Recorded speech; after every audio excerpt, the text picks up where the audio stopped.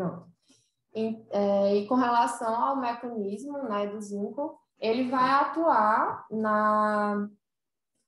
nas células, né, beta-pancreáticas e vai favorecer a exocitose da insulina, certo? Ele vai auxiliar também na transmissão do sinal do receptor de insulina, onde vai aumentar a expressão do GLUT4. E a deficiência do zinco, ela pode trazer uma menor secreção e ação da insulina e menor tolerância à glicose. Mantém rapidinho, deixa eu saber uma coisa. Isso aí é tipo em pacientes, a sensação. Isso aí é em pacientes diabéticos, ó. Na verdade, galera, isso aí foi uma pesquisa, eu acho que foi isso aí, que mostrou que em pacientes diabéticos, aqueles que tinham deficiência de zinco foi associado a uma piora do controle glicêmico. E, na verdade, uma condição acaba levando a outra, que é o que mostra nesse gráficozinho da associação aí de baixo. Então, quando a gente detecta que o nosso paciente é diabético, seria interessante a gente avaliar tanto nos exames laboratoriais, quanto também, no caso, no recordatório do paciente, se a gente consegue detectar também essa deficiência no consumo deles, tá? Não é só uma dele.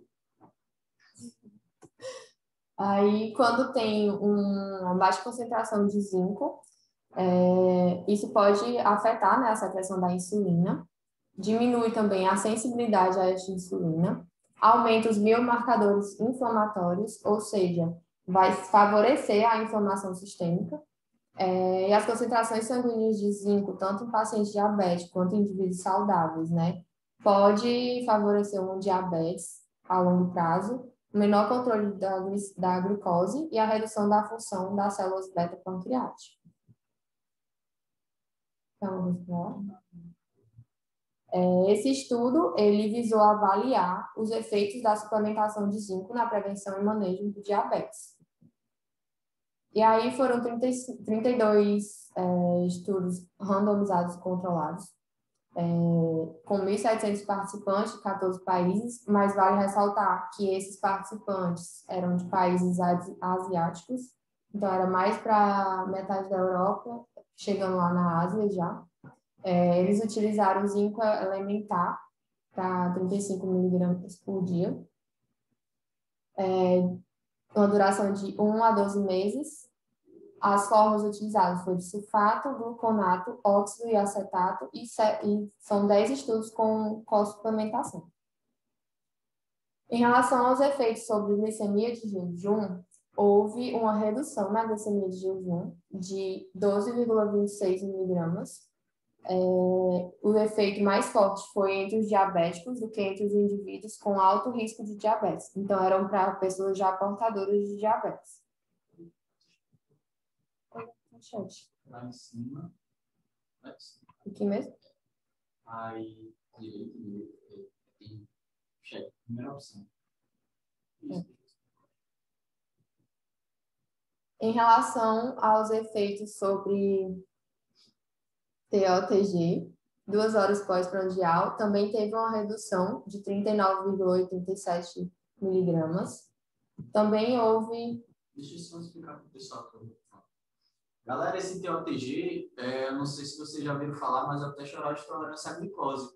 Na verdade, é um exame que a gente consegue avaliar, por exemplo, diferente da glicemia de jejum, diferente da insulina de jejum, a gente consegue medir como que o corpo está lidando perante o desafio. No caso desse desafio, a gente está falando de uma carga de 75 gramas de glicose.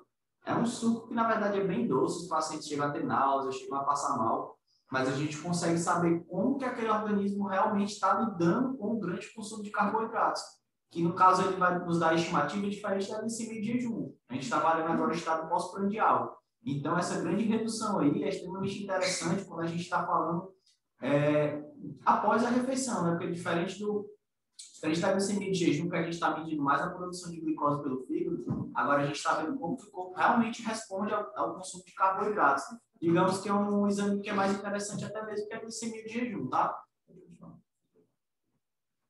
Em relação aos efeitos sobre a insulina de jejum, também houve uma redução de 1,96 para o efeito sobre o OMR, que é o principal medidor para resistência à insulina. Também houve essa redução de 0,87. E sobre a hemoglobina glicada, também houve uma redução de 0,38%. Tá muito rápido. Vou falar mais devagar, então. E o efeito sobre o PCR, que era para justamente ver a inflamação, também houve uma redução de 1,63 miligramas. Alguma consideração?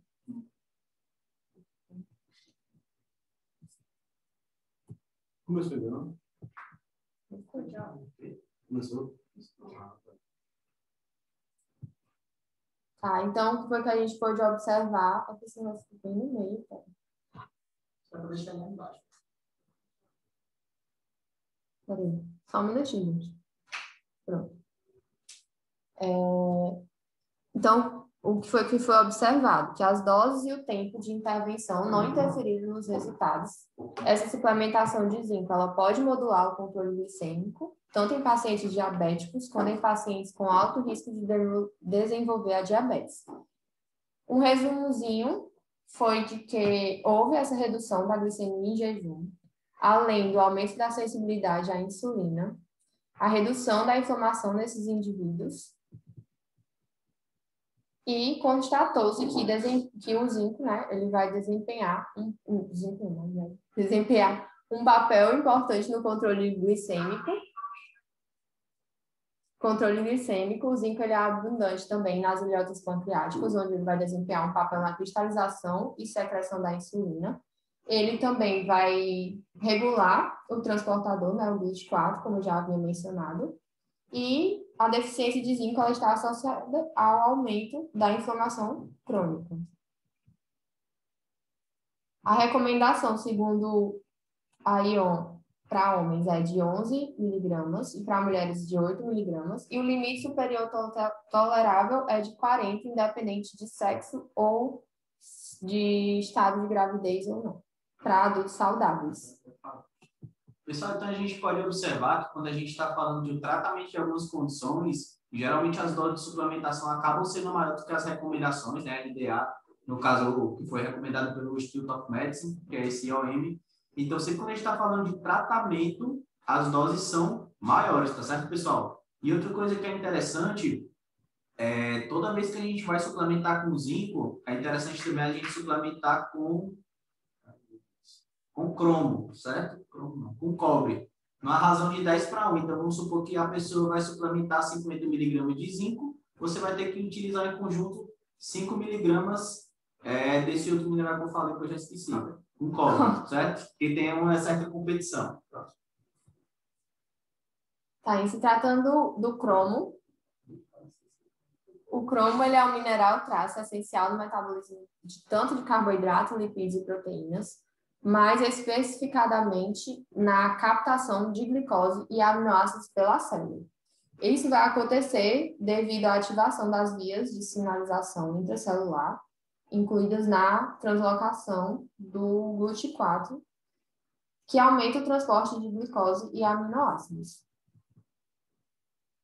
Esse mineral ele vai agir potencializando, então, a ação da insulina, sendo ele fundamental para a manutenção da função desse hormônio. Vai desregular a proteína tirosina fosfatase, que é um regulador negativo, né, da sinalização de insulina, e pode aumentar também, assim, né, a sensibilidade à insulina. Além de inibir a enzima hepática, que é a 3-hidroxi-3-metilglutaminase, coenzima A redutase, e interfere no metabolismo do colesterol. O cromo, ele tem como mecanismo, né, de atuação, ele está ligado à cromodulina. A cromodulina ela é uma proteína que aumenta a sinalização dos receptores de insulina. Então, um prejuízo nessa cromodulina afeta a capacidade da insulina de atuar no corpo. Esse estudo também é uma revisão sistemática, meta-análise, de artigos publicados para testar o efeito da suplementação do cromo no controle glicêmico em pacientes com diabetes. E aí foi utilizada dosagem de 50 mil microgramas por dia, em pacientes com diabetes mellitus 1, diabetes mellitus 2 e diabetes mellitus gestacional. E foi utilizado tanto a levedura de cromo quanto o picolinato de cromo, numa duração de 4 a 25 semanas. Em relação aos efeitos sobre a glicemia de jejum, houve uma redução de 19 miligramas. Já no OMR, uma redução de 1,53, que é uma redução bastante expressiva. E na hemoglobina glicada, de 0,71%. O que foi observado foi que os melhores resultados dos estudos são para tratamentos com maiores de 3 meses, né? Com duração maior de 3 meses. E houve uma grande heterogeneidade e poucos participantes nos estudos. Mas foi observado que a suplementação, né, indicada é de 1.000 microgramas de picolinato de cromo 2 vezes ao dia. E ele deve ser suplementado junto com refeição contendo carboidratos, devido à sua suposta interação com o metabolismo da glicose. Em se tratando do magnésio e da insulina, o magnésio ele é um cofator para mais de 600 reações. Mais de 99% do magnésio corporal é extravascular, ele está presente principalmente nos ossos, né? Ou seja, a dosagem de magnésio sérico pode não refletir necessariamente o conteúdo total de magnésio no corpo. Então, é necessário medir na urina em diversos pontos ao longo de 24 horas. E o que é observado? Que não existe uma medição simples, rápida e confiável para determinar o magnésio. E a maioria dos estudos faz só a medição de concentração sérica de magnésio. Seria recomendado fazer a concentração sérica de magnésio junto com a excreção de urina e a história dietética do paciente. Quando tem uma baixa de magnésio no corpo, é observado que há uma maior entrada de cálcio dentro das células, né? E isso vai afetar, né? Vai atuar agindo aqui na NF-kappa-beta, favorecendo a inflamação crônica por meio do TNF-alfa, interleucina 6 e interleucina 1-beta. E isso vai favorecer também a resistência à insulina. Por isso que seria interessante a suplementação de magnésio para pessoas com deficiência desse micronutriente. A recomendação para mulheres, em média, de 189 a 270 miligramas por dia, de homens de 222 a 317, e a absorção de magnésio ela pode ser afetada. Então, é recomendado que seja consumido após uma refeição que contenha lactose, frutose e glicose, para aumentar essa absorção, ou, né, evitar também essa suplementação após refeições ricas em fibras, ácidos graxos livres, oxalato, fitato e altos níveis de zinco, porque pode haver interação e diminuir a absorção desse micronutriente. Foi observado em estudos também que a deficiência de magnésio ela pode contribuir para algumas doenças crônicas e morbidades para indivíduos que possuem, né, esse quadro da combinação sérica menor do que 0,85, excreção urinária menor do que 80 e na ingestão diária menor do que 200 miligramas por dia. E isso vai acarretar, né, uma deficiência desse mineral pode acarretar a uma hiperglicemia, hiperinsulinemia, consequentemente resistência à insulina também. Ele é um cofator, né, para diversas enzimas envolvidas no metabolismo energético, que vai modular a secreção e a ação da insulina nos tecidos alvos. Nesse artigo foi observado que as dosagens de 200 a 400 miligramas na duração de 6 a 24 semanas e foi suplementado de várias maneiras.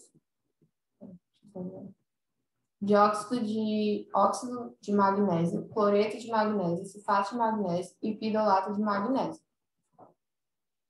Foi observado, então, que 50 miligramas de magnésio na resistência à insulina em indivíduos que possuem hipomagnesemia, lembrando que eles só avaliaram o magnésio sérico.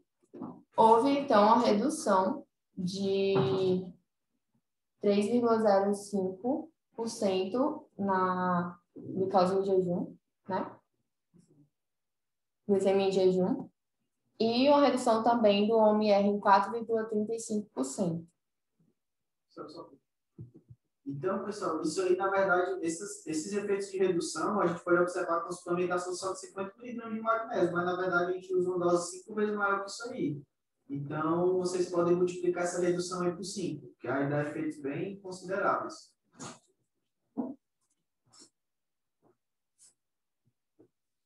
A maioria dos estudos incluídos encontra uma melhora, né, na glicemia de jejum e também no OMR, e os resultados fornecem evidências nos benefícios de suplementação do magnésio na resistência insulínica em pacientes com hipomagnesia.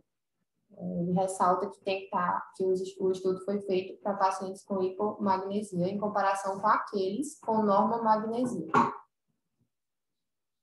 Esse outro estudo, ele envolveu 1.362 pessoas, foram 21 ensaios clínicos randomizados controlados. A maioria dos testes foram feitos de 3 a 6 meses e com a suplementação de 300 a 450 mg por dia, que já é bem alta. Incluiu ensaios do uso de magnésio como monoterapia ou terapia combinada. E isso favoreceu também a redução do risco de viés. O efeito da suplementação de magnésio sobre o OMR favoreceu a redução do OMR em menos 0,67%. Não, só 0,67%. E aí foi observado que os estudos com a duração maior do que 4 meses mostrou a melhora na glicemia em jejum com doses de, no mínimo, 360 mg por dia. Já é acima da dosagem que o Vitor estava falando, né? Que era de 250. É bem mais alta. E a suplementação foi mais efetiva em indivíduos com hipomagnesia, novamente. E não houve diferença entre diabetes e não diabéticos. Além disso, também não houve diferença na suplementação dos sais, né, na forma de suplementação desse magnésio, apesar da forma orgânica possuir uma maior biodisponibilidade. E é isso, gente. É mais uma introdução. Quem tiver dúvida, pode ficar à vontade para colocar no chat. No caso, a gente trouxe os principais micronutrientes que estão associados à redução do controle glicêmico. Na verdade, o paciente que ele é diabético, ele já possui uma redução tanto de zinco, quanto de magnésio, quanto de cromo, e é necessário que a gente já entre... Então, já é necessário que a gente entre com essas intervenções nutricionais que a gente consegue melhorar o controle glicêmico. O magnésio também tem resultados excelentes para a melhora do sono, ansiedade. Então, mais tarde eu vou colocar lá no nosso grupo algumas sugestões de formulações, tá certo?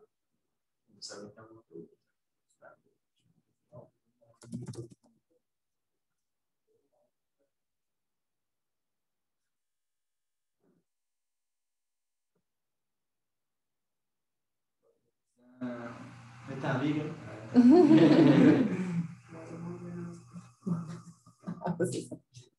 Pois valeu, pessoal. Se vocês tiverem alguma dúvida, podem perguntar lá no nosso grupo, que eu vou responder vocês. A aula vai ficar gravada, tranquilo? Se vocês quiserem assistir depois, mais.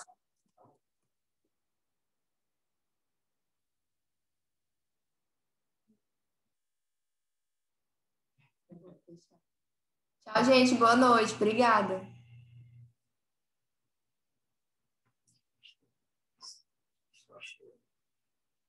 Isso.